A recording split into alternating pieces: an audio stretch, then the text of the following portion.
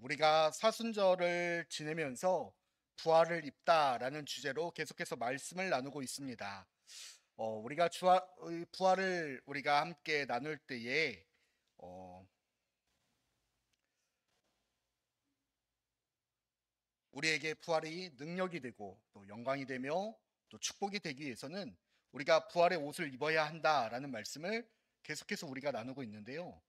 하지만 지금까지 우리는 부활에 대해서 무지했고 무시했고 무관한 자세를 가지고 있었습니다. 그 이유는 우리 안에 하나님을 대적하는 죄의 본성이 존재했기 때문이었지요.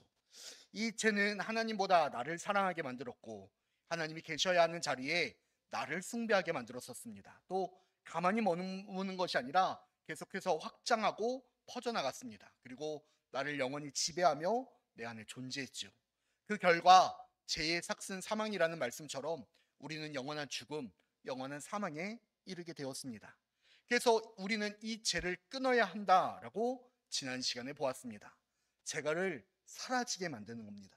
문제는 죄의 열매가 아니라 나 자신이라는 사실을 잊어버리고 예수님이 십자가를 같이 치라라고 말씀하셨는데 우리는 계속해서 예수님의 십자가 밑에 내 죄를 살포시 놓는 일만 반복하고 있었습니다. 그래서 상황과 환경과 조건이 형성만 되면 또 내가 죄를 반복해서 나타내고 짓는 일들이 벌어지게 되었지요. 그 일들만 반복하다 보니 지치고 무뎌져서 죄에 대한 두려움이나 걱정이 사라졌습니다. 하나님을 무서워하거나 경외하지 않게 되었지요. 이 문제를 해결하기 위하여 우리는 죄를 따는 일이 아니라 내가 예수 그리스도와 함께 죽어야 함을 말씀을 통하여 찾아보았습니다.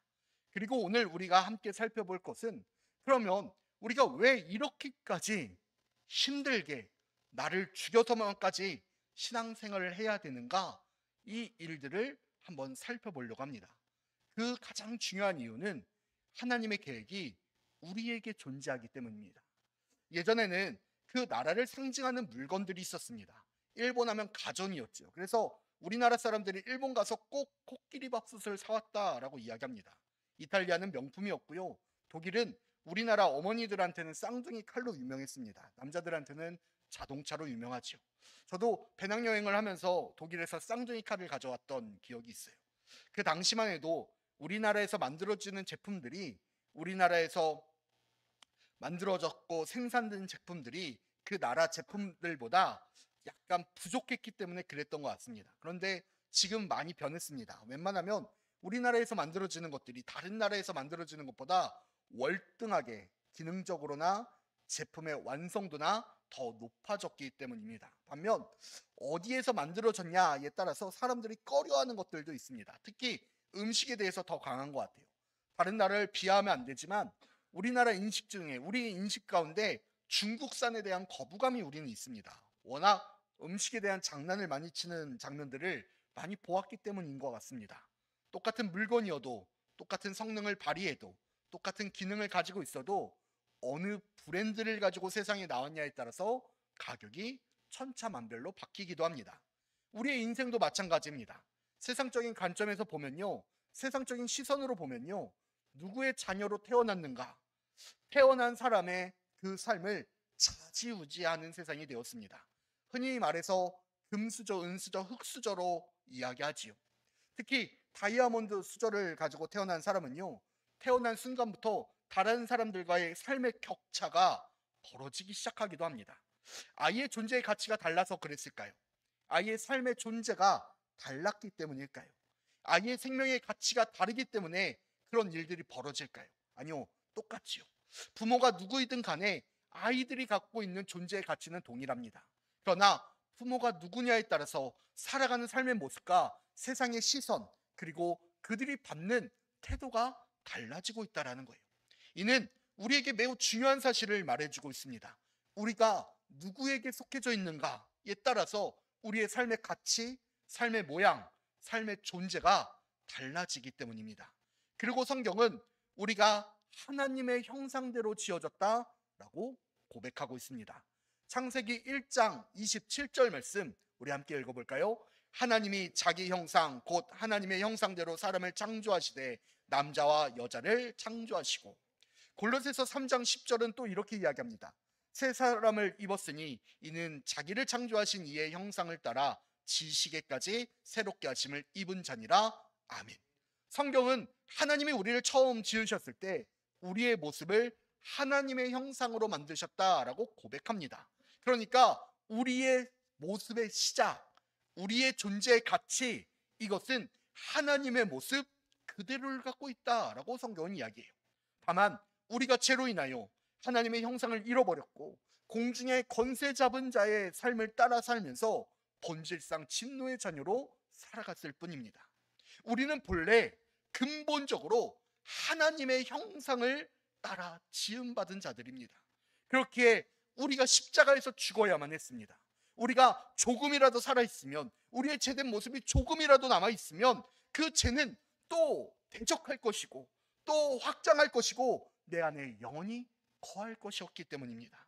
때문에 하나님의 형상을 회복하기 위해서 우리가 할 수 있는 유일한 길은 사단의 형상을 죽이는 일이었습니다. 그리고 새 사람을 입어 자기를 창조하신 이의 형상에 따라 살아가는 길임을 우리가 믿기를 간절히 소망합니다. 이것이 성경이 이야기하고 있는 우리가 십자가에서 죽고 예수와 함께 다시 살아야 되는 그 근거입니다. 그러면 하나님은 이 형상을 회복하게 된다면, 우리가 하나님의 형상을 닮아 살아가게 된다면 우리가 무엇을 하고 싶으셨을까요? 아담으로부터 이루어지지 못한 그 하나님의 계획은 무엇이었는지 오늘 우리가 살펴보려고 하는데, 그 첫 번째가 뭐냐? 우리 한번 따라 하실까요? 복덩어리입니다. 에베소서 1장 3절 말씀은 이렇게 이야기합니다. 찬송하리로다 곧 하나님 우리 주 예수 그리스도의 아버지께서 그리스도 안에서 하늘에 속한 모든 신령한 복을 우리에게 주시되. 아멘. 우리는 하나님의 형상에 따라 하나님이 지으신 하나님의 작품입니다. 하나님이 우리를 지으셨던 그 계획 안에는 우리를 어떤 존재로 만들고 싶어 하셨는가? 하나님은 우리를 복덩어리로 만들고 싶었다라고 성경은 이야기해요.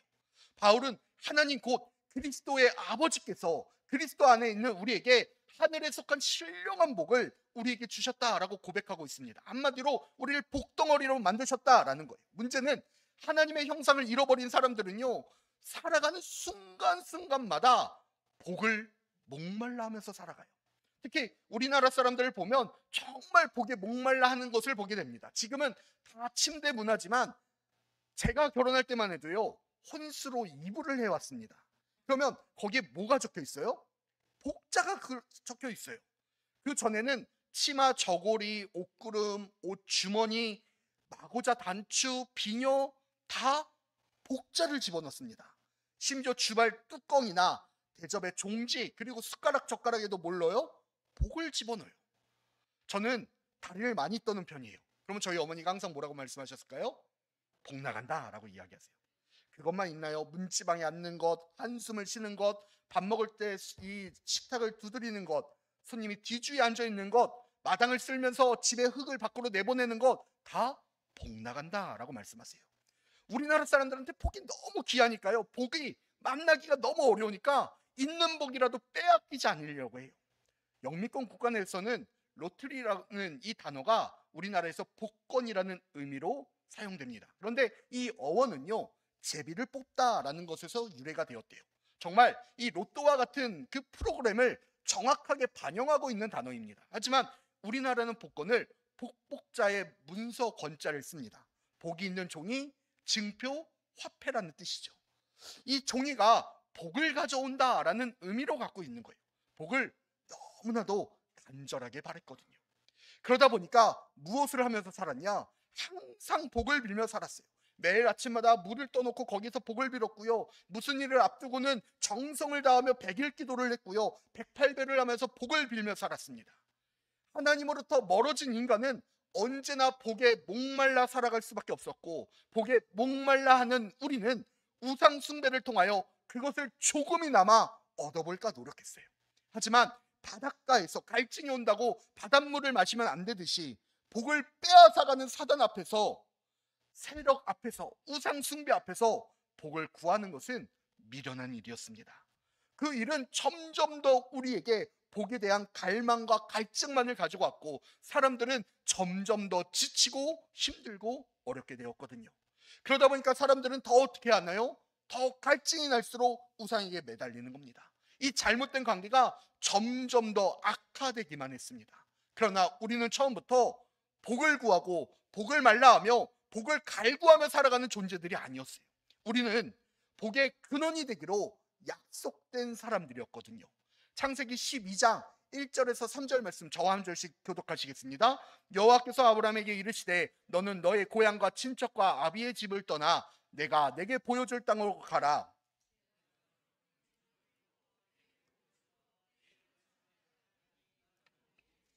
마지막 절 같이 하겠습니다. 너를 축복하는 자에게는 내가 복을 내리고 너를 저주하는 자에게는 내가 저주하리니 땅의 모든 족속이 너로 말미암아 복을 얻을 것이니라 하신지라. 아멘. 구약의 언약의 핵심이 뭐냐? 복의 근원이 된다라는 거예요. 하나님만 따라 살면, 하나님을 따라가면, 하나님이 인도하시는 삶을 살게 되면 아브라함 그 자체가 복이 될 것이다 라고 말씀하세요. 아브라함 그 자체가 복덩어리가 되는 거예요. 아브라함은 그렇게 복에 목말라 할 필요가 없어요. 그의 인생이 복이고 그의 삶이 복이며 그 자체가 복덩어리니까요. 오히려 그를 축복하는 자에게는 축복을 받게 되고 그를 미워하는 자가 저주받게 될 것이다 라고 하나님은 이야기합니다. 복덩어리로 회복된 아브라함으로 인하여 아브라함을 만나는 모든 민족들이, 족속들이 복을 받게 되는 역사를 얻게 될 것이다 라고 말씀하고 있어요. 이게 하나님의 형상을 회복한 복을 받는 자들의 모습이에요. 그래서 우리가 하나님의 형상을 회복한 우리는요, 복덩어리예요. 우리 좌우에 계신 분들과 함께 인사해 볼까요? 당신은 복덩어리입니다. 네. 그렇기 때문에요, 우리는요, 다른 곳에서 복을 갈구할 필요도 없고 복을 찾아 이곳으로 저곳으로 헤맬 필요도 없고 복을 구하기 위하여 이리 굴르고 저리 굴를 필요도 없어요. 복은 어디에 있다고요? 하나님의 형상을 닮은 나 자체가 복이기 때문이에요.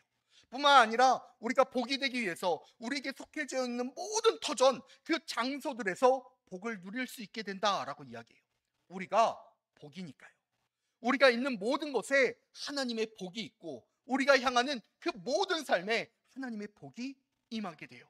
이게 하나님이 우리를 회복시킨 첫 번째 계획이었습니다. 두 번째는요, 우리에게 한번 따라 하실까요? 자유를 주셨습니다. 자유의지를 주셨어요. 요한복음 8장 32절은 이렇게 이야기합니다. 진리를 알지니 진리가 너희를 자유롭게 하리라. 아멘. 우리를 자유롭게 할 수 있는 일은 진리밖에 없다라고 성경은 이야기합니다. 진리는 곧 예수 그리스도시죠. 죄에 속해져 있던 사람들이 가장 착각하는 것이 있어요. 교회를 다니는 사람들은 자유함이 없다라고 이야기해요. 이것도 해야 되고 저것도 해야 되고 이렇게 살아야 되고 저렇게 살아야 한다고요. 그래서 갑갑하다라고 이야기도 합니다. 다가가기가 어렵다라고 말하기도 해요. 그러면서 자신들은 자유롭게 살아간다는 거예요. 내 마음대로, 내 의견대로, 내 뜻대로 살아간다라고 생각합니다. 하지만 실상 그들은 자신 마음대로 살아갈 수 없습니다. 그들은 이미 공중의 권세 잡은 자들에게 사로잡혀 있었으니까요. 요한복음 8장 32절은 이렇게 이야기합니다. 우리 함께 읽어볼까요? 예수께서 대답하시되 진실로 진실로 너에게 이르노니 죄를 범하는 자마다 죄의 종이니라. 아멘. 마음대로 살아가는 것 같지만, 내 마음대로 할 수 있는 것 같지만 그런 게 하나도 없는 거예요. 조폭들이요, 자기 마음대로 범죄를 저지르고 자기 마음대로 욕구를 표출하는 것 같지만 그렇지 않아요. 걔네들은요, 철저한 계급 사회입니다. 보스의 명을 어기는 것은요, 자기에 속한 그룹의 명을 어기는 것은요, 그 대가를 치러야 되는 일이에요. 그러다 보니까 나올 때에도 내 마음대로 나오지 못하는 게 현실이기도 하고요. 제가 그래요. 내 마음대로 짓는 것 같지만 실상은 사단에게 속해져 있어서요, 이 제 종노릇하는 이것이 자유롭기가 어려웠어요. 그래서 하나님은 우리에게 자유를 주시기로 결정하셨습니다. 우리가 자유를 찾기를 원하셨어요. 사실 이거는 우리가 한번 실패했던 일이었습니다. 아담과 하와가 선악을 알게 하는 그 나무의 열매를 먹을 수 있었던 것은 하나님이 주신 자유의지 때문이었죠. 그것을 한번 경험하셨으면 이제는 사람이 다시 죄악에 빠지지 않게 하기 위해서 자유의지를 박탈하실 수도 있었어요. 다시는 죄에 빠지지 않도록, 다시는 죄의 길에 서지 않도록 만드실 수도 있었어요. 한번 죄에 빠진 결과로 인하여 예수 그리스도가 십자가에 못 박혀야 하는 그 결과를 가져왔기 때문이죠. 하지만 자유의지가 없으면 하나님을 예배드리는 것, 하나님을 사랑하는 것이 무의미하기 때문입니다. 하나님을 사랑하고 하나님의 그 사랑을 경험한 자들이 하나님의 사랑에 감격하여 감사하며 드리는 것이 예배이고, 하나님이 원하시는 진정한 교제가 그런 모습이기 때문이에요. 이것이 얼마나 무서운 일인지, 강제로 하는 것이 얼마나 힘든 일인지 가장 쉽게 보는 데가요, 대학교 채플 시간입니다. 기독교 정신으로 세워진 거의 모든 대학교들은 예배를 드려요. 그런데 그 학생들이 내가 기독교 학교에 입학했다고 해서 다 기독교인일까요? 아니요, 그렇지 않아요. 그러다 보니까 억지로 앉아있는 아이들이 대부분입니다. 강제예요. 그래야 졸업을 할 수 있거든요. 그래서 목사님들이 가장 힘들어하는 것이 채플 예배입니다. 무슨 이야기를 해도요, 들으려고 하는 자세가 되지 않았어요. 억지로 끌려와 있는 그게 눈에 다 보이거든요. 그 원망의 눈빛, 그 반항의 눈빛이 얼마나 강한지 그 앞에 서 있는 것 자체가 부담일 때가 있다고 합니다. 하나님은 우리가 어떤 권력 관계 때문에, 우리가 어떤 상하 관계 때문에 이곳에 억지로 끌려 나와 앉아 있는 것이 아니라 진정으로 하나님께 예배드리기를 원하시기에 하나님은 제 종노릇을 하여 본질상 진노의 자녀로 살아갈 수밖에 없었던 우리에게 다시 한번 자유의지를 허락해 주셨던 거예요. 하나님이 계획하셨던 그 마지막 우리의 모습은요, 우리를 사랑의 교제로, 기쁨의 교제로 초청해 주시기 위함이었습니다. 사울이 죽고 다윗이 온 이스라엘의 왕이 되었을 때 다윗을 사랑하는 친구 요나단과 생전에 맺었던 그 약속을 기억하고 몰락한 그 사울 왕가에 남은 자가 있는지를 찾기 시작합니다. 지금 국호는 이스라엘이지만 그 국호를 그대로 쓰고 있지만 이건 단순한 정권이 바뀐 것이 아니었습니다. 사울과 다윗의 관계는 누구나 알고 있었고 같은 혈통이 아닌 다른 지파의 계승이었습니다. 그러면 보통 고대 국가에서는 사돈의 8촌까지, 이 3조까지 멸하는 것이 보통이었습니다. 왜냐하면 언제든지 그 잔당 세력들을 통하여 반란을 일으킬 수 있었기 때문이었어요. 이씨 왕조였던 조선도 같은 혈통에서 왕이 태어났지만 몇 번의 반란이 일어났던 것을 보면 자신의 정권 안위를 지키기 위해서 상대방을 멸족시키는 것은 당연했습니다. 그런데 다윗은 자신의 정적, 사울을 보면 원수지만 사울의 손자요 요나단의 아들이 살아있다는 것을 보고 그를 자기 앞에 데려오게 만들었어요. 요나단의 아들 이 무비보셋이 다윗 앞에 섰을 때는 사색이 되어 있었습니다. 다윗의 세력들을 피해 겨우 숨어 지내고 있는데 들킨 거잖아요. 이제 자기도 이 목숨이 사라질 날이 얼마 되지 않았다는 것을 깨달았던 거예요. 하지만 요나단과의 약속을 기억했던 다윗은 무니보셋을 매일 자신의 식탁에 함께 앉아 식사를 할 수 있도록 허락했어요. 이것은 이스라엘 왕이 베풀 수 있는 최대의 호의이자 대단한 특권이었습니다. 하나님이 우리를 초대하신다라는 것은 이것보다 더 큰 의미를 갖고 있습니다. 에베소서 1장 4절에서 5절 말씀 우리 함께 읽어볼까요? 곧 창세전에 그리스도 안에서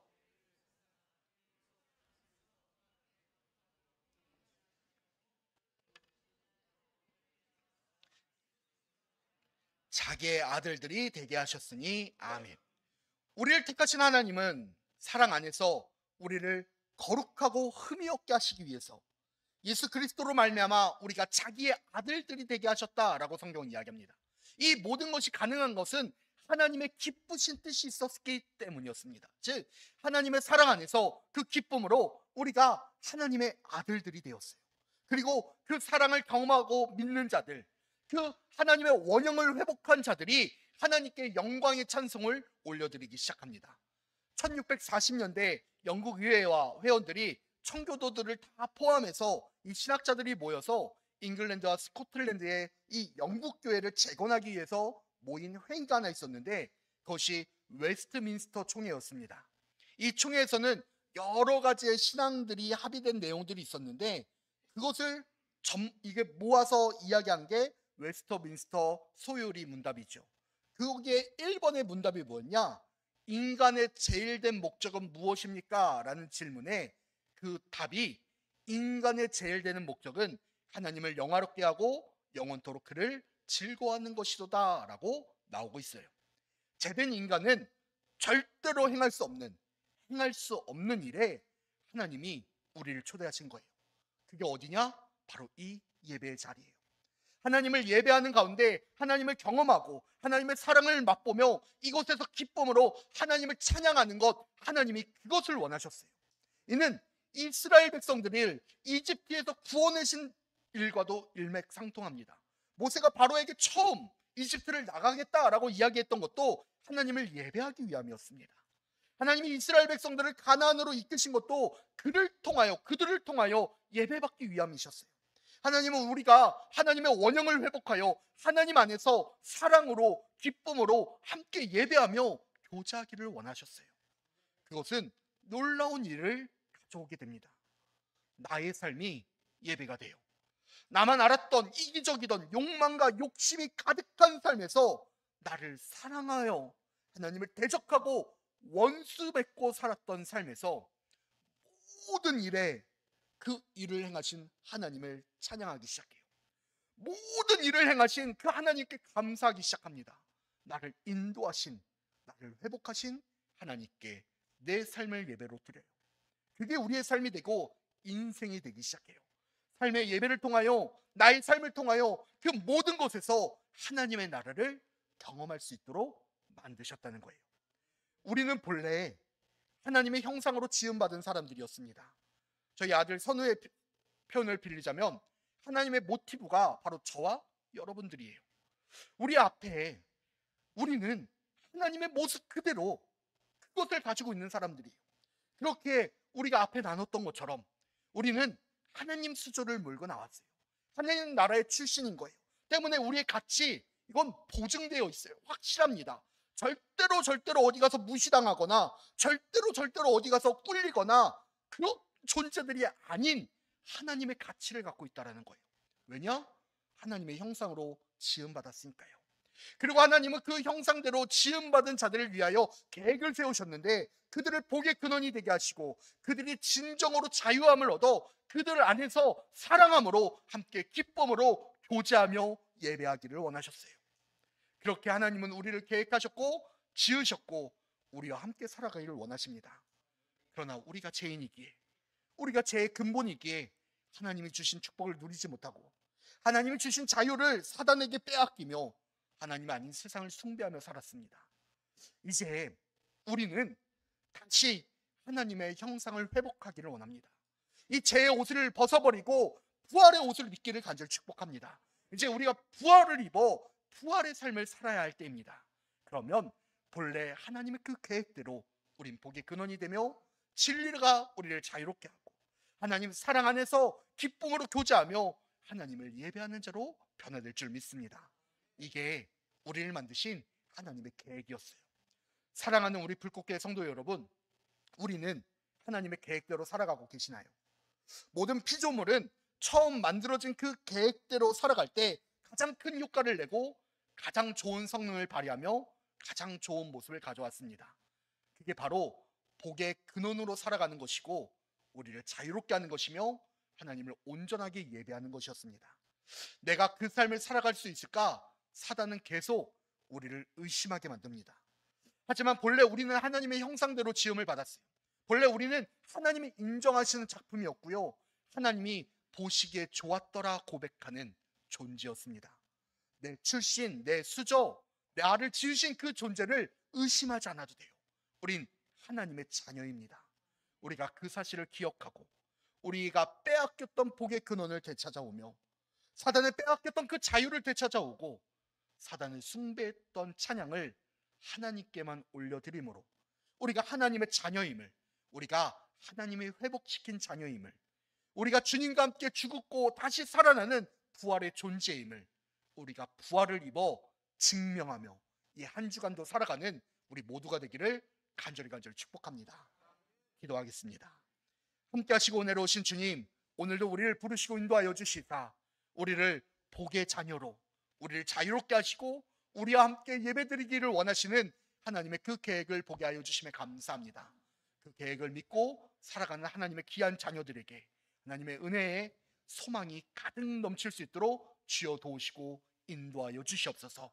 이제 우리가 부활을 입고 나아갈 때에 하나님 처음 계획하셨던 그 모든 일들이 우리에게 함께 하시길 줄 믿사오며 우리 주 예수 그리스도의 이름으로 기도드립니다.